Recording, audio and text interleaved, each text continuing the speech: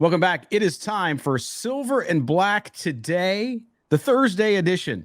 Moe Moton, Scott Gulbransen with you. Thanks for being with us. If you don't already subscribe to the podcast, please do so wherever you get your audio. We'd appreciate it. We also would point out the free Odyssey app is pretty killer. Not only can you listen to our show there, but you can listen to great radio and other podcasts, whether you're a Golden Knights fan. Yes, the Stanley Cup champions of the NHL.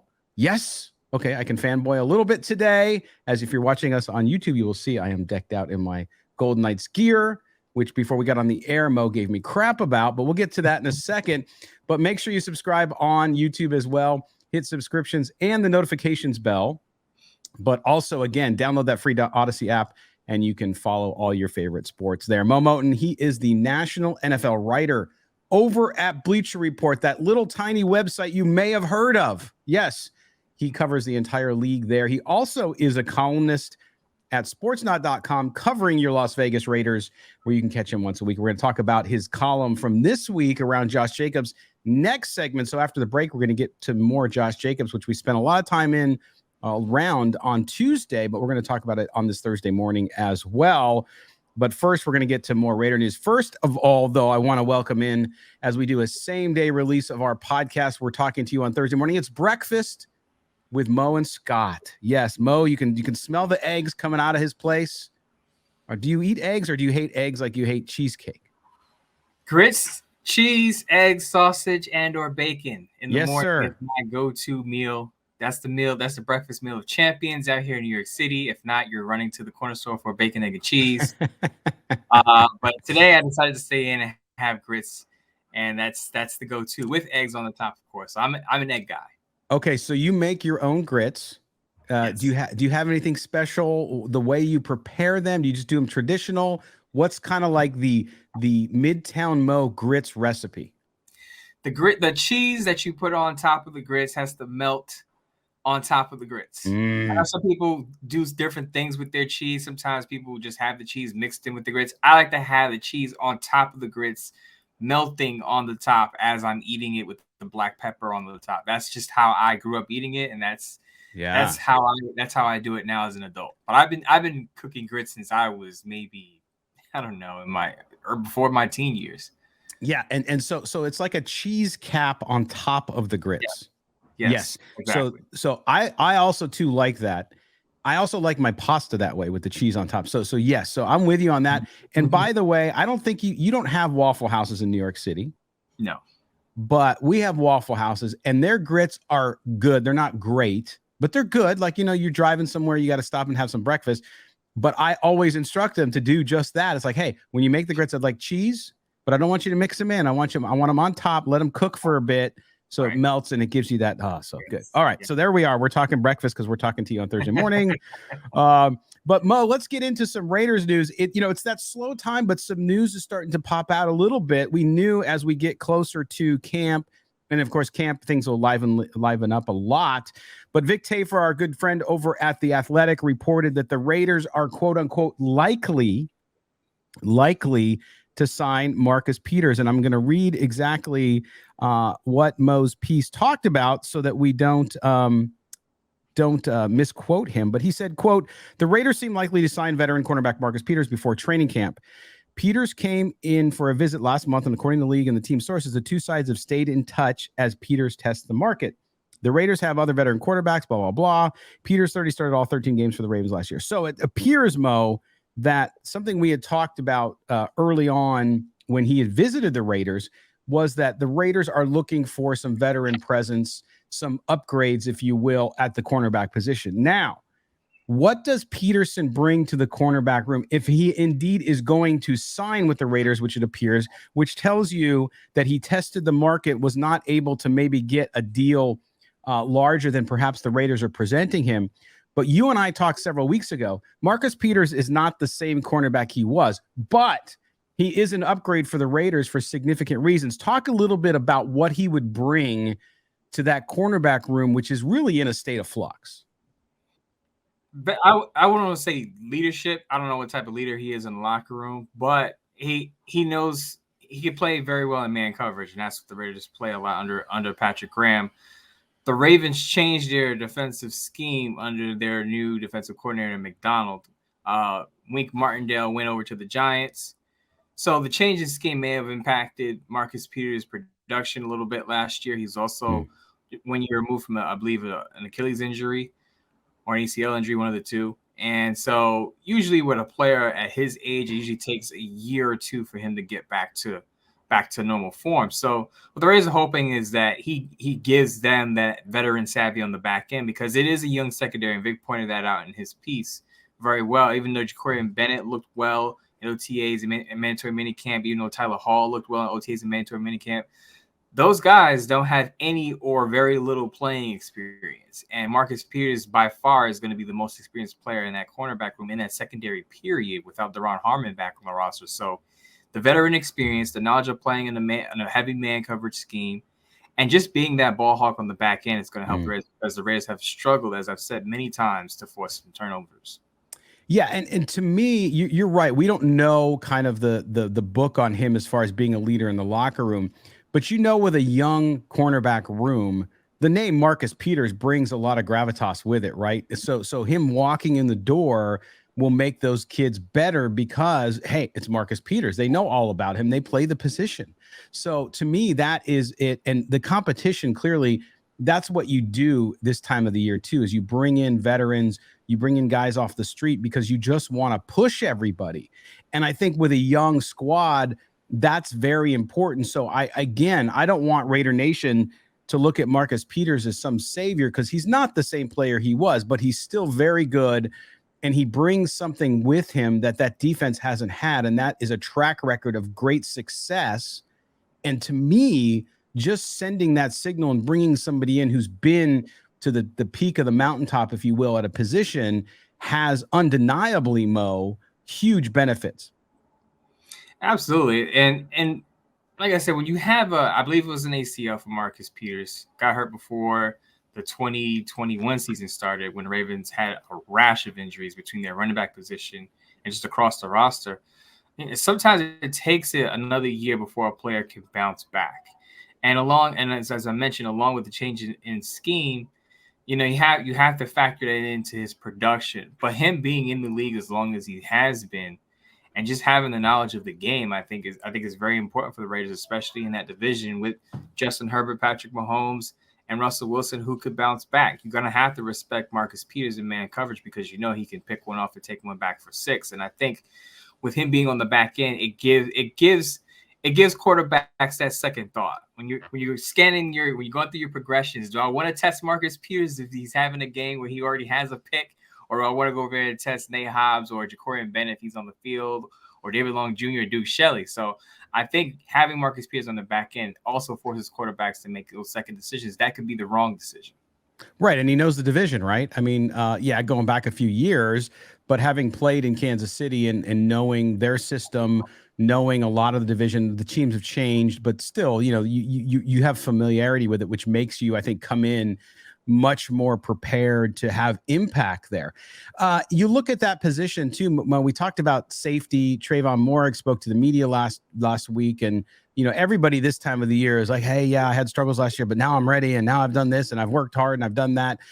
That Raiders defensive backfield outside of cornerback too, I think you're going to see at least a couple more, if not more than that, players that they bring in over the next few weeks as we roll into camp, because they really do need to figure out who's going to make it, who's not going to make it. And you can't wait till the regular season. You really got to use camp to sniff out. And then as a front office and as a coaching staff, you need to make decisions to say, hey, when we head into this season, we got the right guys in the right spots and we feel pretty good about it.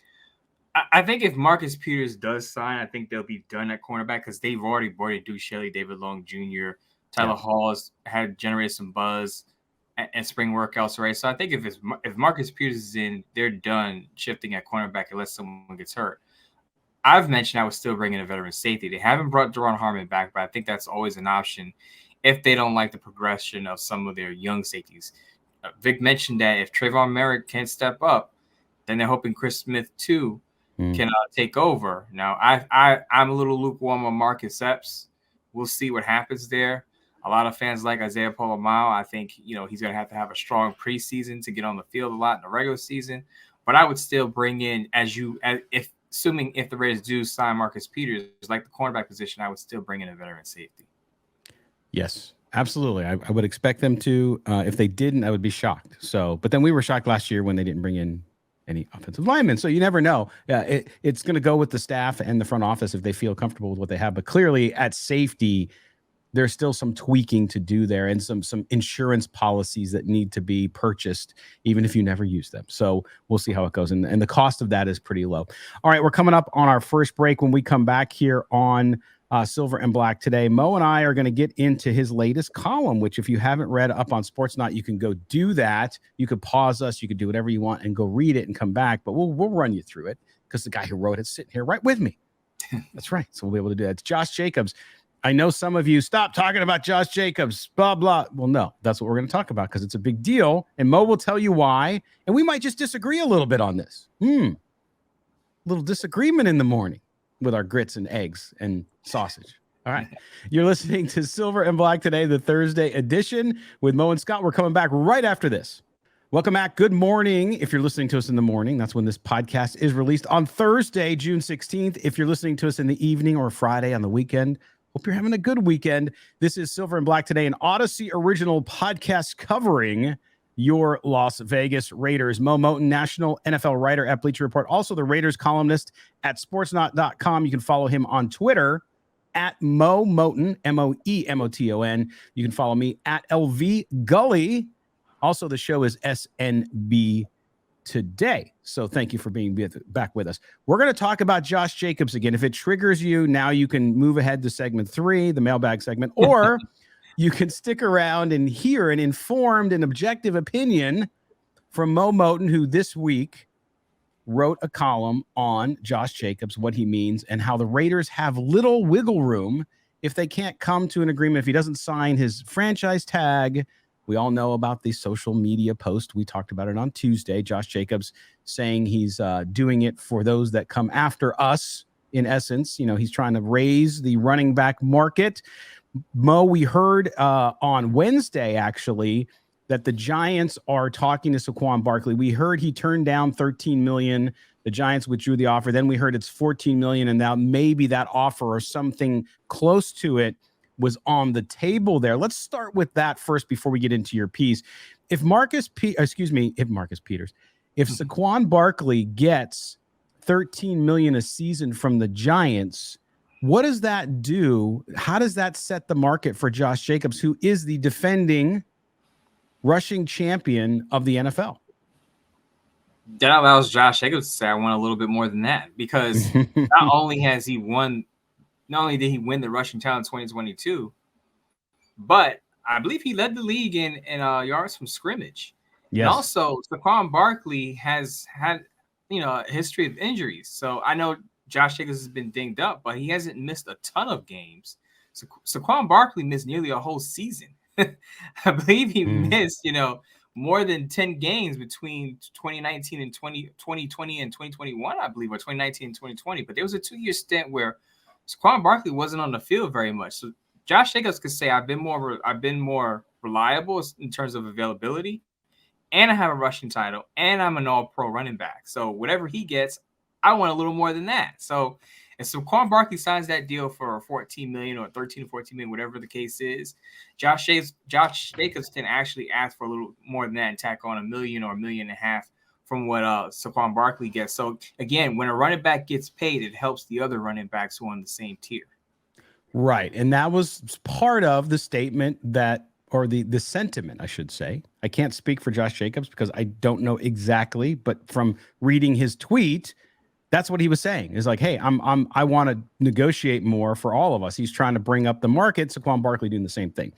Now, Mo, we'll get into some of the intricacies of that and what that means later on. But let's address the column you wrote on sportsnaut.com, where basically your point was, hey, if the Raiders cannot get Jacobs to either sign his franchise tag or they can't come to an agreement with him by July 17th, which is the deadline, on an extension and a new contract, that it doesn't look good for the Raiders there. And you pointed out all the reasons, including the change at quarterback has a lot to do with this. Walk people through your sort of your equation on why Josh Jacobs would be so important to sign, to get wrapped up here before training camp, and what the intricacies of that are if they can't. The first thing I want to say, I want to preface my response by saying, I'm not saying the Raiders should bend over backwards to sign Josh Jacobs. I'm not saying that the Raiders should give him 15, 16 million just to get him into training camp. What I am saying is that Josh Jacobs is a lot more important to the Raiders offense than the average running back. Because I know the narrative out there is, oh, you can just replace your starter with a third or fourth rounder from the draft, a rookie, because it happens every year. A running back comes out of nowhere. An undrafted rookie comes out of nowhere and takes over the starting position. Look at Isaiah Pacheco in Kansas City. He was a 7th rounder and surpassed Clyde Edwards-Helaire, who was a 1st rounder on the Kansas City Chiefs depth chart. Mm-hmm. With that said, just remember what happened with a lot of these situations where a running back is replaced. A lot of times, that backup running back is in the system for a few years. Behind Josh Jacobs, if you remember last season, just go back 1 year, Josh Jacobs was a rushing champion because he carried the ball about 340 times. So that was the healthiest he's been. That's the most carries he's had as a pro. Now, as far as the Raiders quarterback situation is concerned, you mentioned with Jimmy Garoppolo, I mentioned this on the last show. In San Francisco, the 49ers were top 5 in rush attempts when Jimmy Garoppolo played 15 or more games and the 49ers went to the NFC Championship and the Super Bowl. They were also had the 4th fewest pass attempts. So they took the ball out of his hands a lot. Jimmy Garoppolo isn't the type of quarterback that's going to sling the ball all over the field and carry the offense with his arm. He needs a complementary ground attack to succeed based on his history with the 49ers. You can't say what would have happened in New England because he wasn't really a starter, but he started 2 games with the Patriots as a backup for Tom Brady. But from what we see with Jimmy Garoppolo in San Francisco as a starter, he needs a viable ground attack to flourish and be successful because he's not that type of quarterback that's going to throw the ball 500 times in a season. And with his durability concern, you don't want him throwing the ball 500 times a season because the more he gets hit, increases the probability you're going to lose him for multiple weeks. So I think Josh Jacobs is very important to the Raiders offense, even though they have Devontae Adams, Jacoby Myers, and Hunter Renfrow from that passing attack. You have to remember the balance is what keeps this team on track. Because last year, Derek Carr didn't have a great year. And what happened when the Raiders were winning games? What did they do? They ran the football. So I know a lot of people want to point out, yeah, they have Zamir White. They have Zeus, though, and he's got a lot of running while Josh Jacobs was out, and Sincere McCormick and Britton Brown, and I get that. But those guys are unproven. When the Dallas Cowboys decided to replace Ezekiel Elliott with Tony Pollard was in Dallas for 3 years before he usurped Ezekiel Elliott. Before the Minnesota Vikings cut Dalvin Cook this offseason, they had Alexander Madison for 3-4 years. He was drafted in 2019. So these weren't unproven guys that just came out of nowhere. These were guys that were in their team systems for multiple years before they took over for their for the previous starting lead rusher on their team. So this isn't the same situation. You can't compare the two. And I know a lot of people really quick want to say, well, the Pittsburgh Steelers did it with Le'Veon Bell and James Conner. The Pittsburgh Steelers had a 2-time Super Bowl winning quarterback who, by the way, led the league in completions, pass attempts, and passing yards the year that Le'Veon Bell was out. Jimmy Garoppolo isn't going to put up those type of numbers. No. And that's that to me in your column on sportsnot.com, by the way, go read it now. That was the most salient point to me was, yes, because of how you've built this offense and because and most Raider fans aren't going to understand that. I mean, most Raider fans want Josh Jacobs there. They want to sign him. They want to pay the guy, as they say. So I know I'm not arguing against them, but they also don't understand that with Garoppolo as quarterback, even if you liked Derek Carr or you didn't like Derek Carr could throw the ball a lot more than Jimmy Garoppolo does. It's a different type of quarterback. That's why Josh McDaniels brought him in, because he's going to be that system guy. He's going to distribute the ball and run the offense efficiently if he stays healthy. That's what it's all about. Now, the question, though, here I have for you, Mo, is assuming, and again, your argument well based in the stats, in the system, in the history of the quarterback, and of course of the coach and the Raiders and what they're doing. At the same time, if you take the long look of this is the only point I disagree with you, and I don't know that it's disagreeing. It's more of just an alternative view of it, which is you're assuming the Raiders feel as though, or you're assuming the Raiders are going to build their team around Jimmy Garoppolo at this point, right? Which they have to. He's their starting quarterback. But if you look at the long future of it, are you comfortable giving Josh Jacobs a contract when we know? I mean, I looked up the data. If you look at, for example, one of the pieces of data they use to evaluate the effectiveness of running backs over the course of their career is the rushing yards over expected stat, right? So if you look at this, it goes down like it falls off a cliff after year 5. There's a little peak up in year 6, and then it completely drops off. So if you give Josh Jacobs, now, if it's a 2-year deal, no problem. But if the Raiders are looking at this team, they don't even have their franchise quarterback. Jimmy Garoppolo, you and I agree, he's not that guy. He's not the guy you're building around. They still have to go get that guy. So I'm sorry. I think the Raiders are 2 or 3 seasons away from kind of knowing what the next 5 to 10 years look like.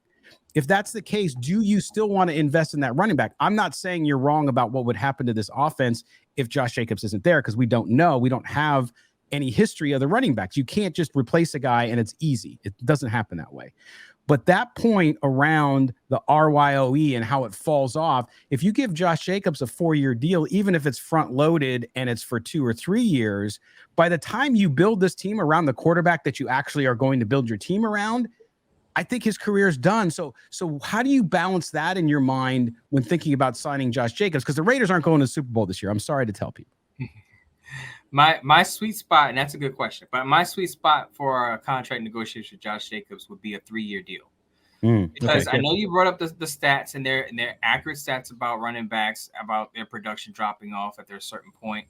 But if you look at the Tennessee Titans with Derrick Henry, if you look at the Minnesota Vikings with Dalvin Cook, those guys got second contracts and produced pretty well after they signed their second contracts. Now, as you said, get to that 3rd, 4th year, then it dwindles down a bit. But as I said, if I give Josh Jacobs a 3-year deal and he doesn't want to reset the running back market and make 15, 16 million, I think a 3-year deal in that $13 to $14 million range is fair, because then you can maneuver the money. You can front load it. Yes, so that, that's true. And the first 2 years will give you most of your money. In that 3rd year, you may have very little guaranteed money. So if there is a drop off in that 3rd year, you could just cut them or trade them. So there are a lot of things you can do with a contract to kind of maneuver things so that you get the most out of a play, you get the most bang for your buck, so to speak, in those first 2 years. So that in that 3rd year, just like you would do a quarterback contract, in that 3rd year, you can part ways with the player if you see there's a drop off in production.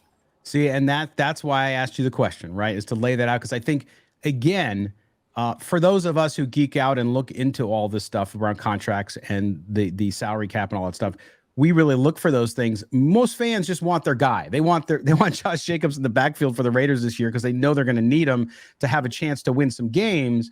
But I wanted to lay that out because I think it's important. The way you structure the contract, front load it 2 years, absolutely. 3rd year, not as much. And if he earns it, great. There's some elevator clauses in there that if he continues to be the running back that bucks all the stats from the past, let's say, great, then you get rewarded for it and the team wins both ways. So good stuff. All right, well, there you go. Make sure you go read his column, Mo's column, up on sportsnaut.com. A really good one. You will learn a lot. That's the great thing about Mo's writing is it's not just reading so you know what's going on. It's reading and understanding more. Not all pieces do that, right, Mo? I mean, you really try to lay it out for people and breadcrumb it, as I call it, so that they can understand. So that when they have conversations with other fans, they come from a point of knowledge.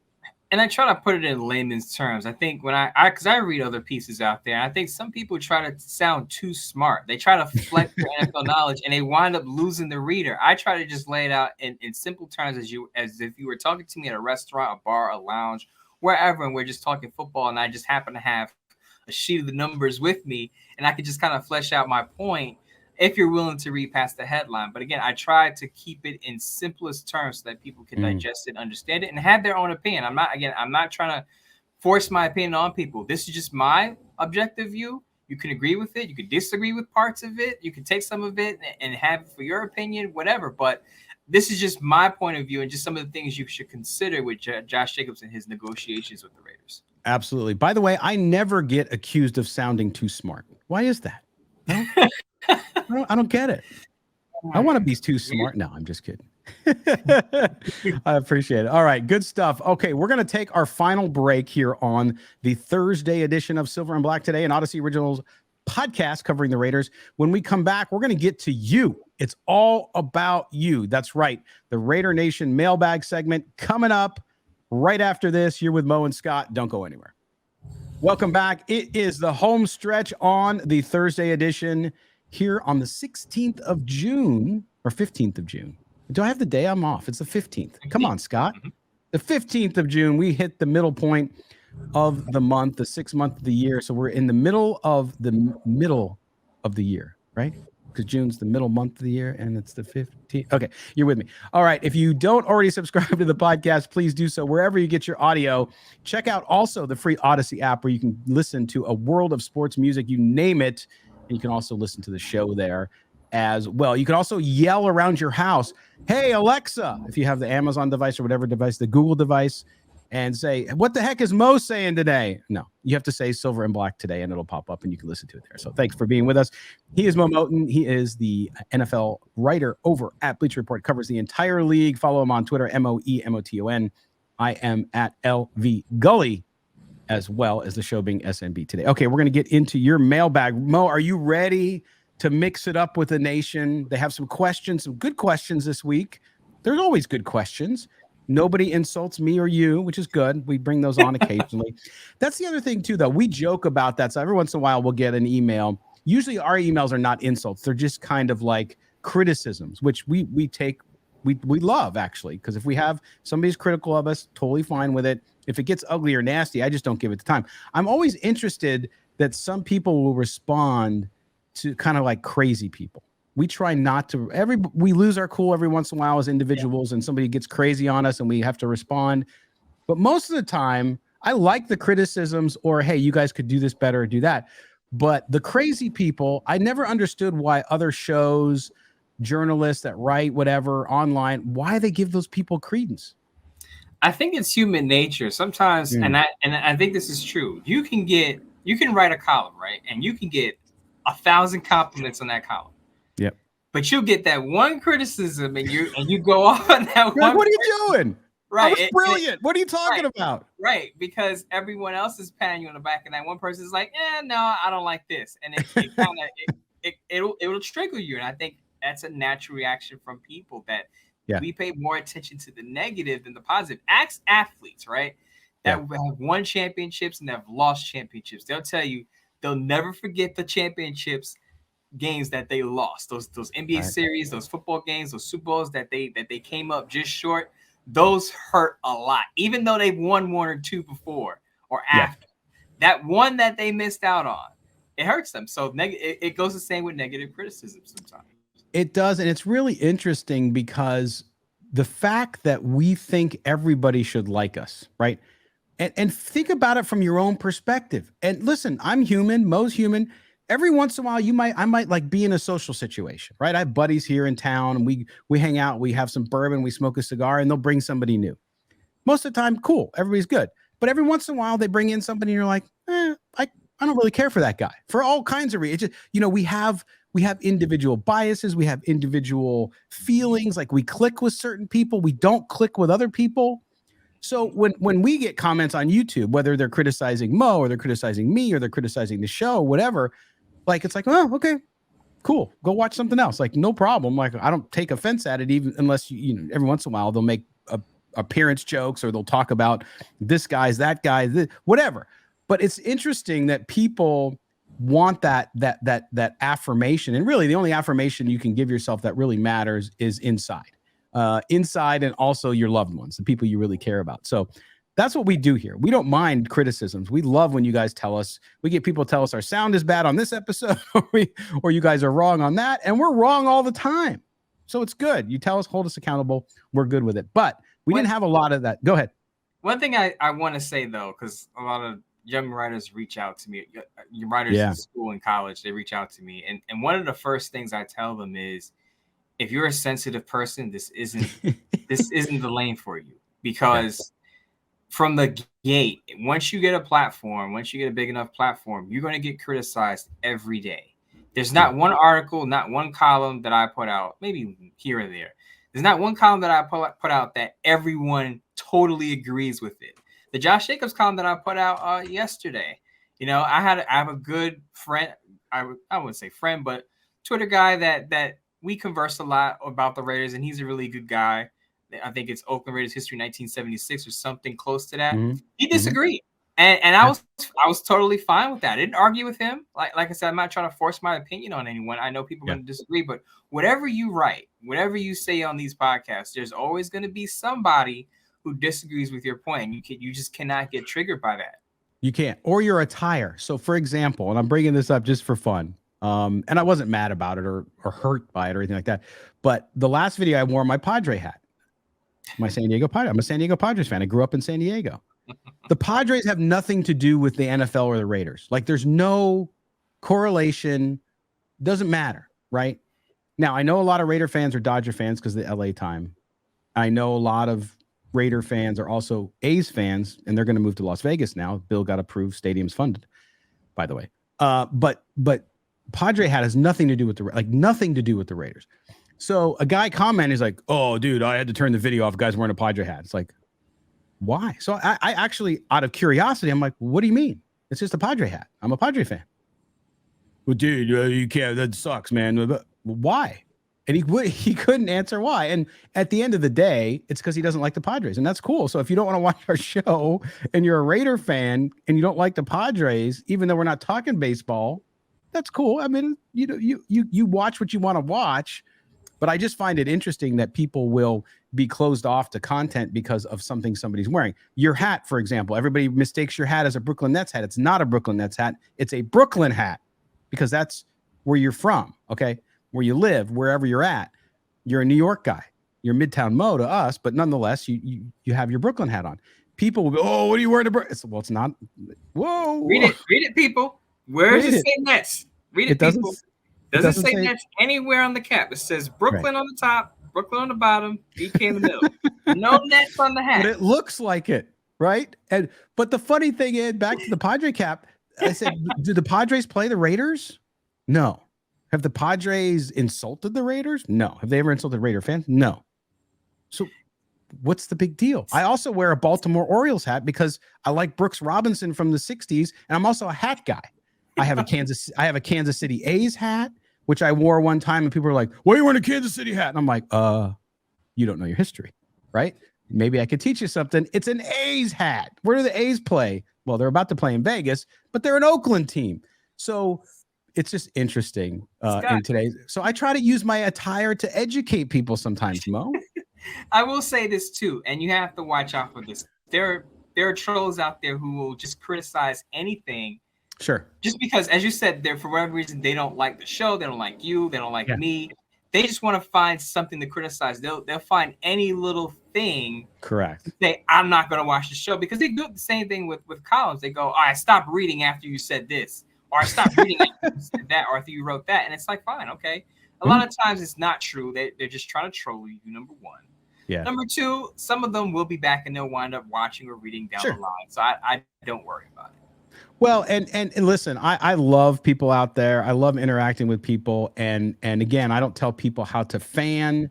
And again, I take it all in jest. I really do. I mean, unless you are stalking me or something, which we've all had issues with that before, I don't really care. It's all good. But I love the discussion. I like the debate. So if you want to talk about something, cool. But it's also a little mini window. And I know we're off subject here. We're going to get to your mail in a second. But it's a mini window into, I think, what's so wrong with us today as a society. And we all are in part of that. I'm not picking on one group or the other, because we don't want to hear the other side. We want to take what we believe to be true. And if you say something opposite of that, whether you're right or wrong, whether you have data or good information behind it, we're just going to shut off. And that's why we find ourselves so polarized and so at each other's necks today, because we won't freaking listen. If you just listen to people, there's plenty of people I disagree with, but you know what? I always listen, because I never know. They might bring up a point and say, Now, I know sports is different. If you hate the Chiefs, you hate the Chiefs. Nothing I say, if I'm a Chiefs fan, is going to make you like the Chiefs. I get it. But in general, though, just be open-minded and listen. It might reaffirm your opinion, or you might take something into account and say, you know what? I didn't think of it that way. I still disagree, but now at least I better understand you. Doesn't work like that in this world, Scott. That would be utopia. Especially online. But all right. Okay. So let's get to questions here because we got some good ones from all over the world. And I do mean the world, the globe, for those of you who don't believe it's flat. We'll get into that as well. So here we go. First email from a good friend of ours. It says, greetings from England, fellas. I have a question for you. I will not do it in the accent to save you all that pain. Do you think the Raiders have a shelf life in Las Vegas? How long will a win crazy city wait for us to be a success? The NFL will start to get twitchy soon if we're not in the playoffs regularly, but will the pressure start to mount on Mark Davis? Kind regards, that's Paul Edgerton in Shropshire, England.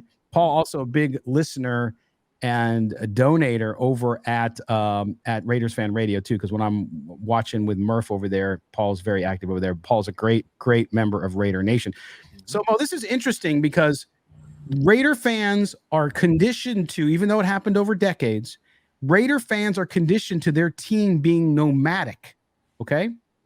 And I haven't talked a lot about it even with you, but I'm working on a book on the Raiders' move to Vegas, right? And one of the things as I was doing research on it is the fact that, yes, nomadic, right? Even their start in the Bay Area, the switching stadiums in the early 60s at the beginning of the franchise, then, of course, Los Angeles, then Oakland, then Vegas. So Paul's question here about, or 2 points to this question. One is just the nomadic nature, the NFL's expectations in Las Vegas. And then, of course, Las Vegas now, Golden Knights win the Stanley Cup. The WNBA Aces won whatever their championship is called last year as well. Does the pressure start to mount on Mark Davis?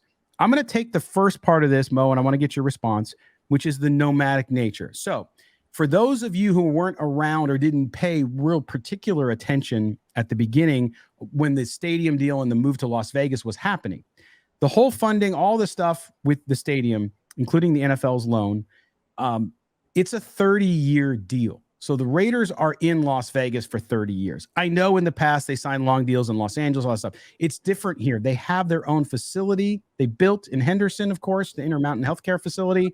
They have Allegiant Stadium, brand new, just a few years old. Now, down the line, do they want improvements to that stadium as it ages? Of course, that always happens. But there's no chance, in my view, the Raiders leave Las Vegas probably in the rest of my lifetime. And for most of you who are younger, unless you're a really old dude, there's not even going to be a chance to do it because of the way things were structured. So, Mo, I think people are used to the Raiders moving around, but they really have the roots in Las Vegas now. And I don't think they're going to move. You can never say never, but at least over the next generation or two, I don't see it happening no matter what happens on the field. I agree with you there for the contract reason that you said, which I didn't know, so you educated me there. But there are two perspectives of this question. From a fan point of view, I think fans will look at the Aces and look at the Golden Knights, who you're representing today on the show, and say, those are winning franchises. And I mentioned this to you through, I think it was through text not too long ago, that, you had the Aces who won. You had the Golden Knights who won, and in their first year, you said they went to the Stanley Cup. Now, fans in that area, that local area, are going to say, well, what about the Raiders? We need the Raiders to be good. And I think you're going to see more fans grow up of, not to say that WNBA is popular in the NFL, because it's not. Right. But you're going to see young fans maybe gravitate towards other teams if the Raiders don't pick it up. So I think the pressure's on Mark Davis to have a winning franchise, in the sense that you want more fans, more of your fans, Raider fans, in the stadium and not visiting fans, because Mark Davis pointed that out, I believe, recently, that he was tired of seeing opposing fans taking over stadiums. So that's one part of it. The other part of it is, if the Raiders are making money in Vegas, the NFL is not going to care. I know fans think it's about, winning. And for them, yes, it is about winning. But for the NFL, it's about making money. Are the Raiders generating cash while they're in Vegas? And I think as long as they're printing money out there's no reason to think that, the NFL is going to get twitchy about, we got to get the Raiders out of Vegas because they're not winning. It's, are they making money? Right. And not only that, but I'll say this too, to your point about the money, because, and this is not a criticism, by the way, when I say this, I'm not saying this in jest or to be a smartass. The NFL is about money. Business. Money, cash, greenbacks, Benjamin, whatever you want to call it. It's a business. It's an entertainment business. Right.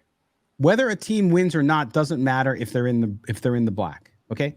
So imagine worst case, and the Raiders need to develop a home field advantage. To Mark Davis's point, they got to do well so that people want to get in the stadium and they don't sell their tickets. The whole thing. No question. I'm not questioning that. I agree with that. But if the Raiders were to go 0-17 for 5 years in a row, they will still make money, and all those seats will be filled because fans will want to go to Las Vegas to see the game. That's the beauty. That's one of the beauties of setting up shop in Vegas. And the NFL knew it because, yeah, okay, you might not sell out every game if the Raiders were that bad, but every Chicago fan, hey, for the weekend, who doesn't want to go to Vegas? Every New York Jets fan, oh, great. Every New Orleans Saints fan, great. Let's go to Vegas and see the game.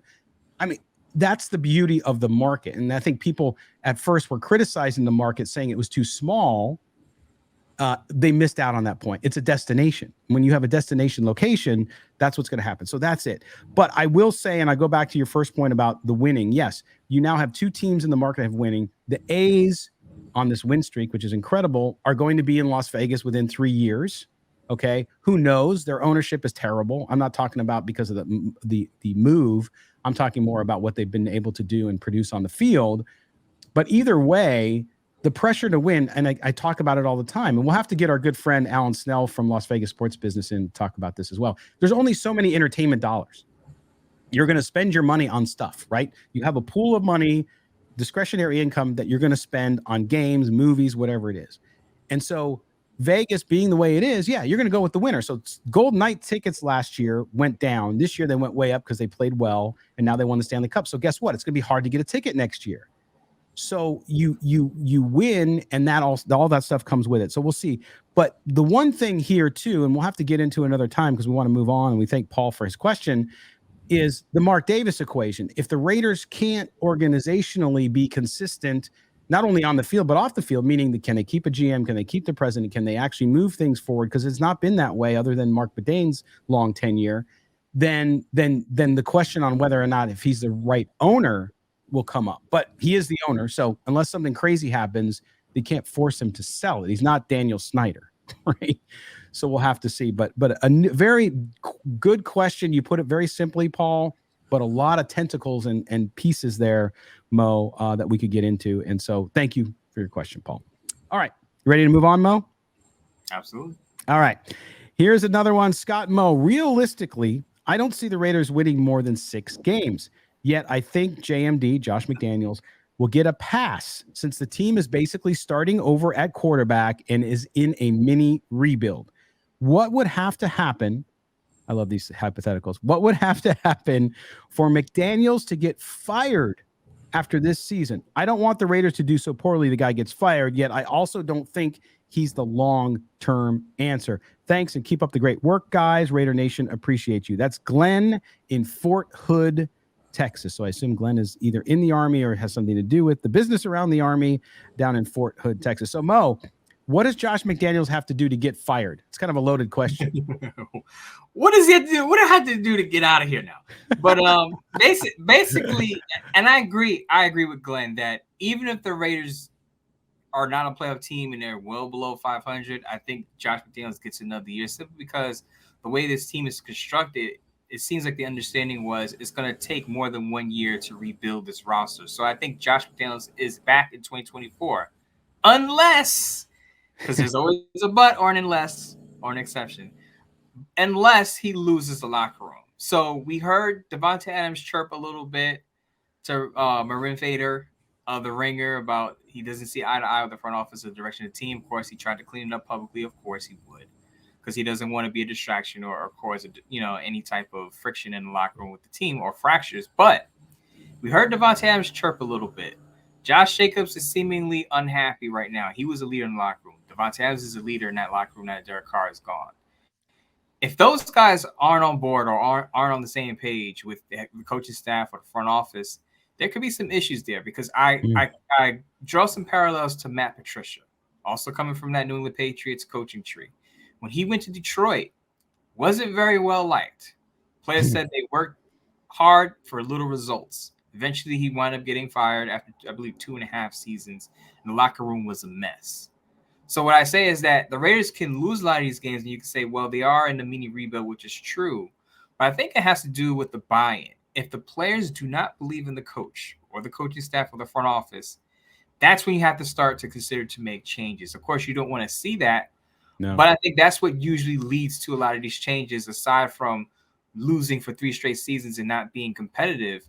It's what happens when you have a fracture between leadership in the locker room, players who are going to be around for a while, and the coaching staff. If there's a fracture there that's irreparable, then you will see Josh McDaniels out after the 2023 season or before the 2023 season is over. But I don't necessarily see that happening because the Raiders right now with their leadership, especially I'm specifically talking about Devontae Adams, a very professional guy, not someone who's going to outwardly criticize the coaching staff. He'll give his opinion, but these aren't criticisms to say we need to get rid of Josh McDaniels. He's never going to come out and say that publicly. So with the Raiders having professionals in the locker room, I think they can keep that tempered down, whatever tensions they have. But I will say that if Max Crosby and other guys in the locker room, Chandler Jones, start to sour on this coaching staff, then you have to consider making a move just to save some of those guys' tenure, salvage some of those guys' tenure, and not waste their prime years. I'm not talking about Chandler Jones because he's on the back end, but the Max Crosby's and Devontae Adams, you want to keep those guys happy. No question. There you go. I don't need to add anything to it because you answered it perfectly, my friend. There you go. So Glenn at Fort Hood, Texas, we appreciate you for listening and for writing in. All right. Our last mail entry of the day, of the week, is this. Midtown Mo and Gully. He's both our nicknames. Amazing. I love Josh Jacobs. I own the guy's jersey, but we can't pay him $14 million a season with the needs we have. Unfortunately, by the time we're ready to compete for a playoff spot, Jacobs will be in year 7. It's just not worth the money. Make him play on the tag and give him a free agency to fend for himself. Can't wait for the new season and whatever it may bring. That's Nathan in Livermore, California. Now, we spent the second segment talking about this with your column, Mo, and I this one side of me, of course, agrees with Nathan that yes, the money can be problematic with a team that's still rebuilding, but reiterate your point about the structure. If you sign him to a 3-year deal, for example, at 13, 14 million a year, you can front load that, right, Mo, so that it doesn't impact the team too much into the future. Right. So if you have a skilled front office contract financials guy, there are so many ways you can manipulate contracts and cap room. You can front load things, you can back load things so that you get the most bang for your buck. I suggest that you don't sign him to a 4 or 5 year deal, obviously, for a running back. Now, Josh Jacobs is only 25 years old, by the way, just turned 25 in February. So it's not like he's 27, 28 like Dalvin Cook. But he's still, at his age, he should have 2 to 3 more optimal years left in his career. So I suggest a 3-year deal. Now, we don't know what Josh Jacobs is asking for. We don't know if he's asking for $14 million. Maybe Josh Jacobs is willing to play for 13. We don't know. We just know he's not willing to pay for $10 million on a 1-year deal. And I think the big thing is he wants financial security for more than 1 year. So that's why a lot of players don't want the tag, because they want financial security beyond 1 year, especially at the running back position where, running backs come and go. So you're looking for that financial security. So I think he wants more than 10 million, but we don't know exactly where he lands on his demands. If it's 13 million for 3 years with a 2-year front load and an out after the second year, I don't think it's a bad situation for the Raiders at the running back position. It all boils down to how you construct the contract versus what the face dollars are on the deal. There you go. Nathan in Livermore, we appreciate that. And I agree with you. I mean, I think that's where it has to be. It has to be favorable for both people. You want Josh Jacobs. I get it. He wants to take care of his family. I know he has several children, right? So he started his own family, and he's got to think of that. And look, no one else is going to look out for you as much as you are in this world. So I get it. But at the same time, the Raiders have to be careful because they got a lot of work still to do if they're going to turn the franchise around on the field and make it a Super Bowl caliber type team. You got a long way to go. The hill's big, and they're just starting their journey up that, so they need to do it. But thank you for the message, Nathan. We certainly appreciate it. The other thing I just want to point out, and Saquon Barkley said this at his charity event recently, is some teams just need their lead rusher. Not every team is built like the Kansas City Chiefs, where you have Patrick Mahomes, so you can trade away an all-pro receiver and still have a prolific offense. And every team has a talent of the Philadelphia Eagles on both sides of the ball, where they're so balanced on both sides of the ball, offense and defense, that they can jettison a running back in the offseason and let him sign with the Carolina Panthers, Miles Sanders. So back to my point in an earlier segment, with Jimmy Garoppolo, you need to keep him healthy. And when he's successful, usually you have a run-heavy offense. That's what the 49ers did with him. That's why I think Josh Jacobs is so important, and why you cannot take a chance with an unknown at running back, because Zamir White, I believe he had 17 carries last year. 17 only. So Britton Brown barely saw the field, if he did. And Brandon Bolden is like 33 years old. So it's not like the Raiders drafted a guy in the second, third round this year. Then I would say, okay, Josh Jacobs doesn't have a leg to stand on, because the Raiders drafted another guy early to replace him, and maybe that guy and Zamir White can pair up and be a combo. With Zamir White barely touching the ball last year, if the Raiders get rid of Josh Jacobs and don't pay him, they're going into an unknown with a quarterback who doesn't carry offenses with his arm. Look at the 49ers game. Ask any 49er fan. A lot of 49er fans bring this up. When the 49ers went to the NFC Championship one year, got to the NFC Championship against Green Bay Packers, they won the game. Jimmy Garoppolo threw 6 passes. He threw 6 passes, and the 49ers beat the Green Bay Packers. So, for the most part, if you look at Jimmy G's career as a starter in San Francisco, he wasn't that guy. A lot of it was defense in the run game. And you know the Raiders have had issues with their defense. So that run game is their best defense. Their run game allows the Raiders to keep opposing offenses off the field while running the clock off. So that's why Josh Jacobs, again, is so important. Yeah, and I think the Raiders, by their actions in the offseason, show that they really want to and will come to some agreement with Josh Jacobs. You know, his frustration with the negotiations may have come out in that very cryptic tweet, but at the same time, look, it benefits both parties to get something done, and I really believe that they will before the deadline. How it looks, we'll see, but I think they'll get things done. But you never know. You know, when egos get in the way, sometimes on either side, things can go crazy. But let's hope for Raider Nation. Let's hope for the Raiders. Let's hope for Josh Jacobs that doesn't happen. Be interesting to watch. One quick comment about this Josh Jacobs situation. I don't think he goes the Le'Veon Bell route. A lot of people are worried. I don't think so either. He's going to sit out an entire season and wind up playing elsewhere next year. I don't think that happens. I think it's either he gets the deal before July 17th, or he realizes that he has to play on the franchise tag. And I said this before. I'll say this again. What happens with Dalvin Cook does matter for Josh Jacobs, because if Dalvin Cook signs for less than $10 million, then you're looking at a top-tier running back who's not even making what the franchise tag is worth. So Josh, teams can really say, well, Dalvin Cook, 4 straight seasons of 1,100 yards rushing. I know he doesn't have a rushing title like Josh Jacobs does, but he is a top-tier running back. If a top-tier running back can't even make what the franchise tag is, then you have to look at these guys who haven't signed their franchise tag, Jacobs and Saquon Barkley, say they're not going to get what they wanted. Right, which is why the teams aren't in a hurry to give them deals, right? Because if Dalvin Cook may end up not getting a deal before the deadline on July 17th either. It might go into camp.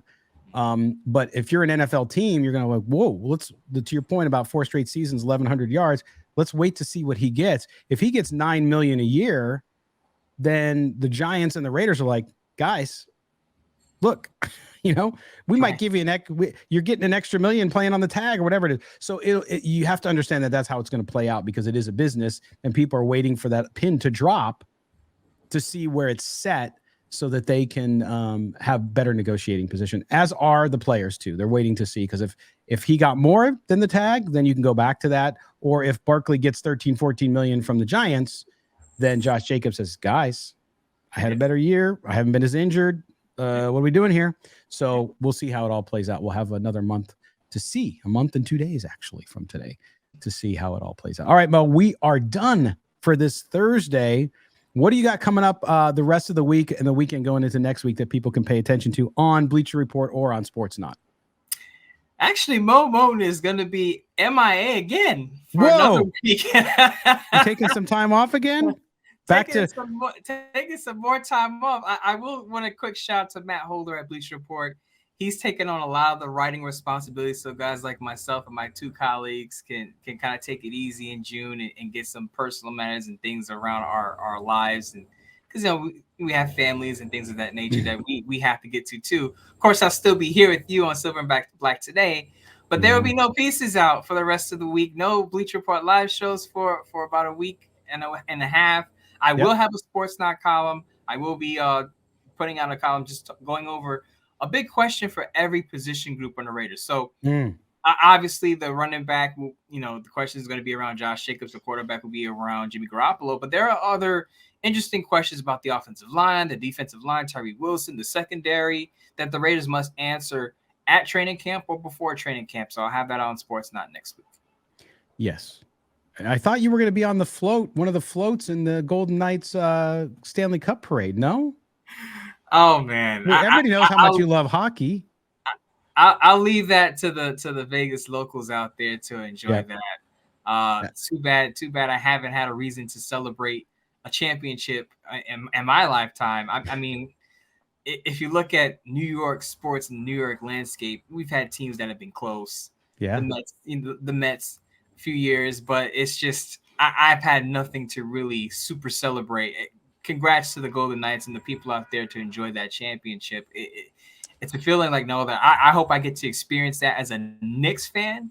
Of course, I have to keep it tight. If the Raiders were to win the Super Bowl, I have to, the 16-year-old me will want to pop out and celebrate, but I have to keep it professional.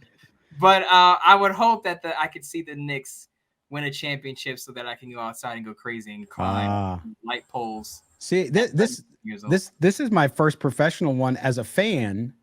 Which is why at my age, it's incredible. It's taken this long for that to happen. That tells you that I don't pick wisely with my teams, obviously.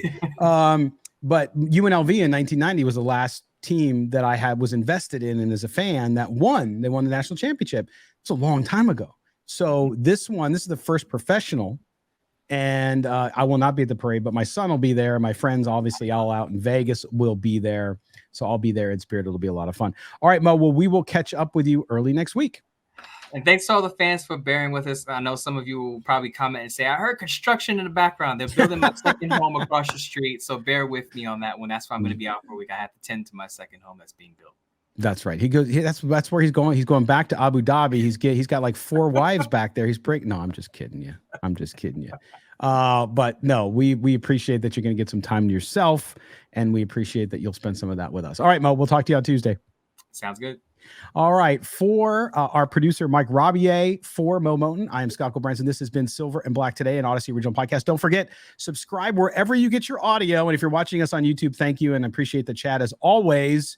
Hit the subscription and the notifications bell as well there. Take care, Raider Nation. We will be at you again on Tuesday. Yes, we'll talk to you about what's happening in Raider Nation. We enter this little dead period. Got some cool guests coming up, so stay tuned and watch for us there. For everybody here, we wish you the best weekend ever. Yes, the best weekend ever. Have a great weekend, everybody. Take care.